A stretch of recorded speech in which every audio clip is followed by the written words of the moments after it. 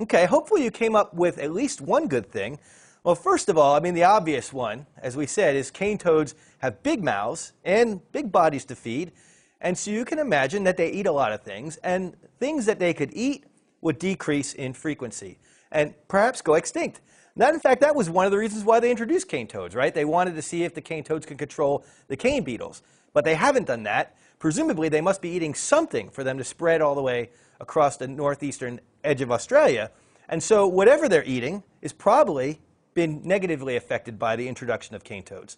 You might have also written down that those predators that are feeding on cane toads are going to be negatively affected themselves. They may, in fact, be eaten by a predator of their own while they're sort of drugged up by the cane toad toxin. Or maybe they eat a big enough cane toad that they get too much toxin and die.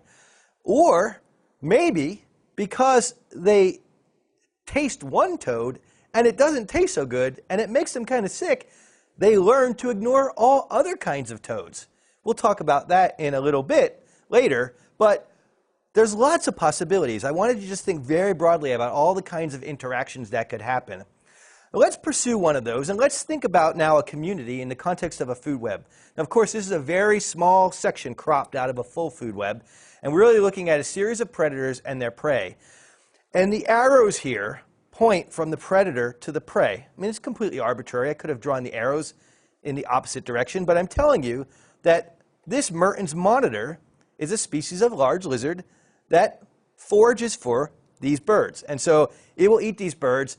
Typically, it will catch these birds when they're in the nest as little embryos in the eggs developing. That's an easy time for it to prey on them because they can't escape. They're in an egg. But they can eat a lot of things that they can catch, and they're pretty fast. Mitchell's monitor also eats these species of birds and also eats a tree snake. Mitchell's monitor also eats crocodiles. Wait a minute, why am I showing you these things and I haven't mentioned the cane toad? Well, that's because prior to our analysis, we're imagining this food web or this piece of a food web exists without a cane toad, right? And it shows the natural predator-prey relationships in this community, or at least a fraction of those relationships. Now, let's add the cane toad and see how the introduction of a new species affects things. In this case, what we see, again, if we follow the arrows towards the prey, from predator to prey, we see that the monitors also consume cane toads, and that crocodiles consume cane toads, and that's the 3 red arrows that you see drawn here. Now, keep in mind, however, that while these predators will attack and try to consume, and maybe even successfully consume a toad, the toxin still has a negative effect on them.